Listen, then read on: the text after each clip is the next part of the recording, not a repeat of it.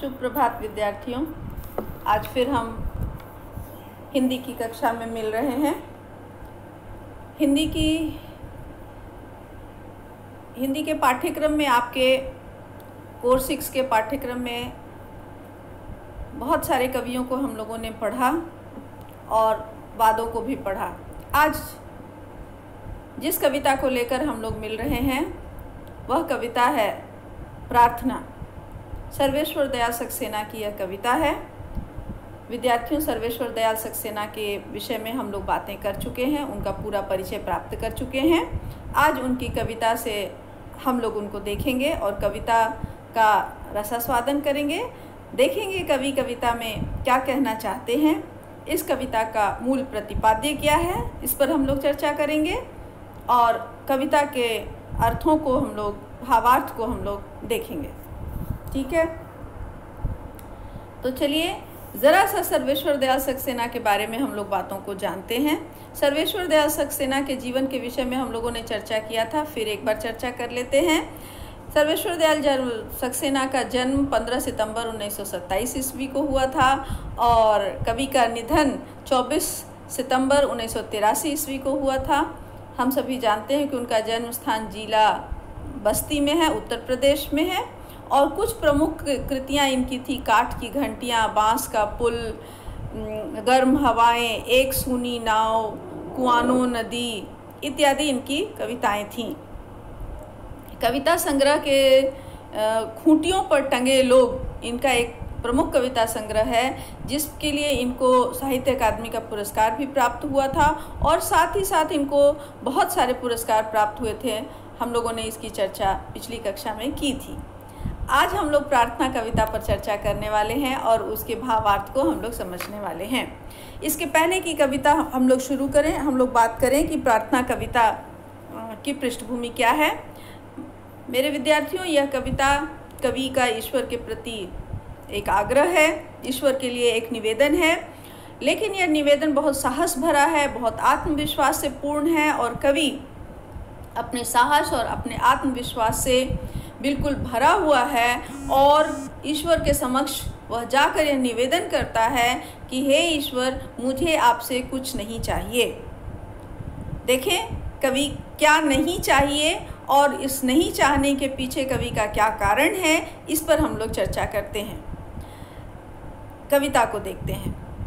मैं कविता का वाचन करती हूँ, आप मूल प्रति निकालिए और आप भी साथ साथ उसका वाचन करते चलिए। आप मौन पाठ करिए, मैं एक बार इसका आदर्श वाचन करती हूँ। नहीं नहीं प्रभु, तुमसे शक्ति नहीं मांगूंगा। नहीं नहीं प्रभु, तुमसे शक्ति नहीं मांगूंगा। अर्जित करूँगा उसे मर कर, बिखर कर। आज नहीं कल सही आऊँगा उबर कर। कुचल भी गया तो लज्जा किस बात की। कुचल भी गया तो लज्जा किस बात की। रोकूंगा पहाड़ गिरता, शरण नहीं मांगूंगा। नहीं नहीं प्रभु, तुमसे शक्ति नहीं मांगूंगा। मांगी गंध तुमसे गंधहीन फूल ने। कब मांगी गंध तुमसे गंधहीन फूल ने। कब मांगी कोमलता तीखे शूल ने। तुमने जो दिया सो दिया, अब जो है मेरा है। सो तुम व्यथा रैन, अब मैं ही जागूंगा। नहीं नहीं प्रभु, मैं तुमसे कुछ नहीं मांगूंगा। आपने देखा इस कविता को और आपको अब यह महसूस हो गया होगा कि कवि आत्मविश्वास से भरा हुआ है। चलिए अब इसे अन्विति के में बांटकर इसके भावार्थ को समझते हैं। कवि कहते हैं कि नहीं नहीं प्रभु, तुमसे शक्ति नहीं मांगूंगा, यानी मैं तुमसे ऐसी कोई दैवी शक्ति नहीं मांगने वाला हूँ, ऐसी कोई विशेष शक्ति नहीं मांगने वाला हूँ जिससे मैं चुटकियों में अपनी समस्याओं का समाधान पा सकूं या मैं अपनी मुसीबतों से उबर सकूं। मैं ऐसी कोई दैवी शक्ति तुमसे नहीं मांगने वाला हूँ। कवि कहते हैं कि मैं अर्जित करूँगा उसे मर कर बिखर कर, यानी भले ही मुझे उसके लिए खुद को मारना पड़े, मैं टुकड़े टुकड़े टूट जाऊं, वह भी मुझे मंजूर है, लेकिन मैं तुमसे शक्ति नहीं मांगूंगा। मैं उस शक्ति को अर्जित करूंगा। अर्जित करूंगा मतलब खुद कमाऊंगा। कवि कहते हैं कि आज नहीं कल सही आऊंगा उबर कर। कवि की देखिए का आत्मविश्वास यहाँ बहुत प्रबल रूप में सामने आया है, बहुत प्रखरता से उभर कर सामने आया है। कवि इस आत्मविश्वास से पूर्णतः भरे हुए हैं और कह रहे हैं कि मैं आज नहीं कल उभर कर आऊँगा, लेकिन आऊँगा जरूर। कुचल भी गया तो लज्जा किस बात की। कवि कहते हैं कि मान लीजिए ऐसा भी हो सकता है कि मैं इसमें कुचल जाऊं, नष्ट हो जाऊं, मैं ना बचूं, लेकिन किस बात की लज्जा, क्योंकि श्रम करते लज्जा कभी होता नहीं है, संघर्ष करते लज्जा कभी होती नहीं है। तो कवि कहते हैं कि तो लज्जा किस बात की, मैं संघर्ष कर रहा हूँ, यह तो गर्व का विषय है। मैं अपनी समस्याओं से और समाज की विडंबनाओं से और समय की जटिलताओं से लड़ने की और संघर्ष करने की कोशिश कर रहा हूँ, इसमें लज्जा की तो कोई बात नहीं है।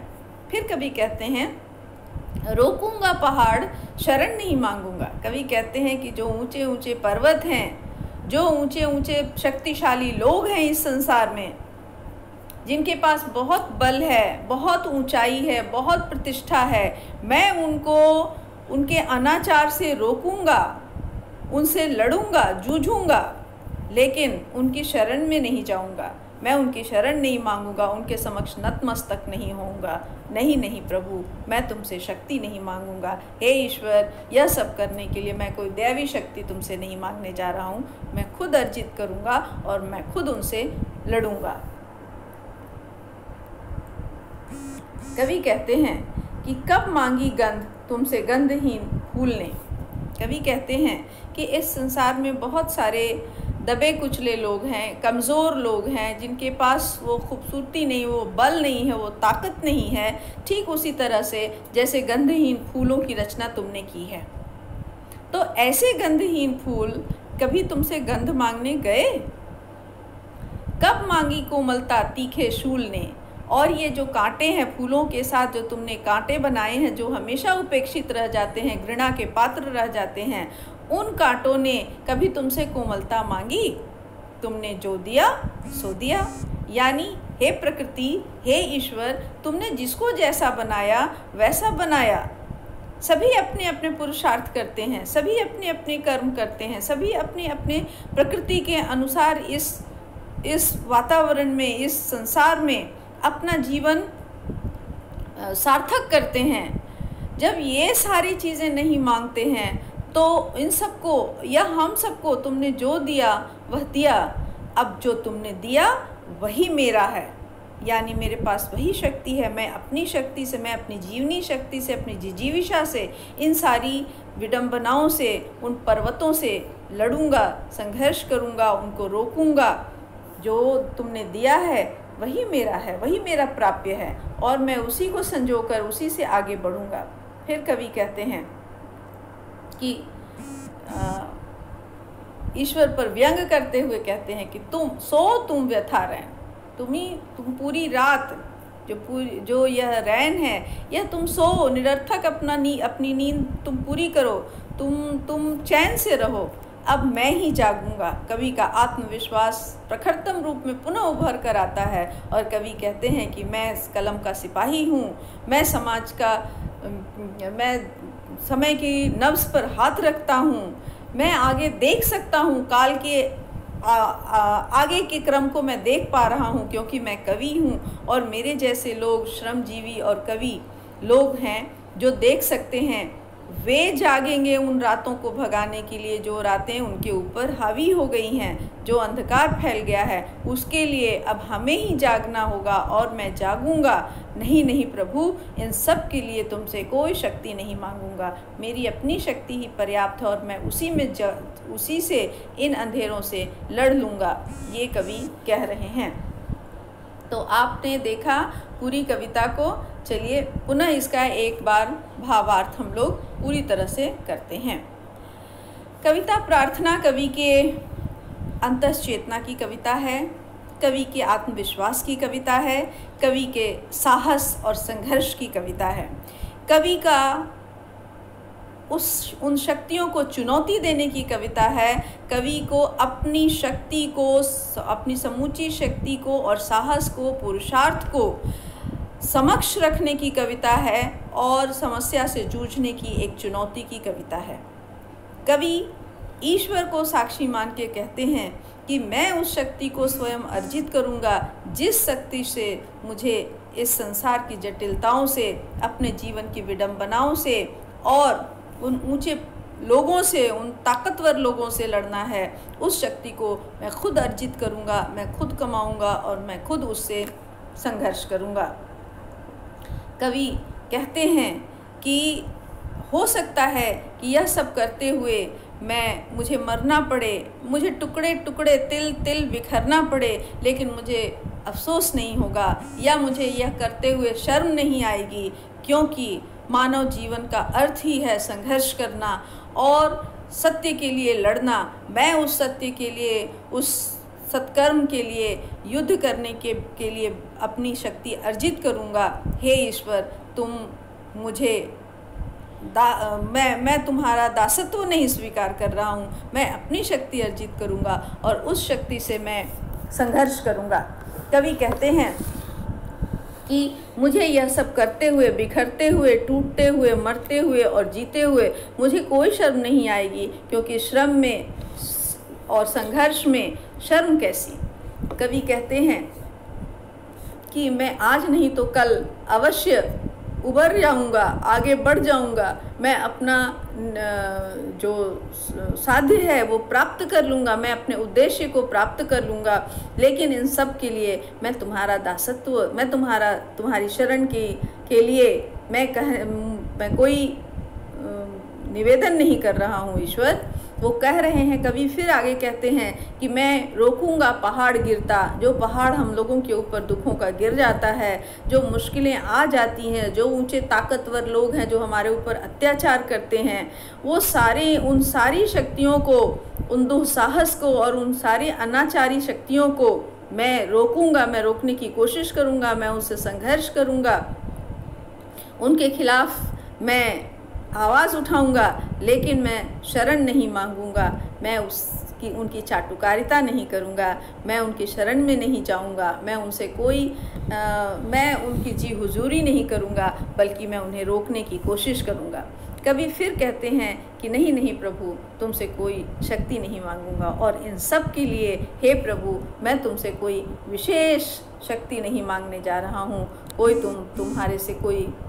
तुमसे कोई शिकायत नहीं है, मैं तुमसे कोई शक्ति नहीं मांगने जा रहा हूँ।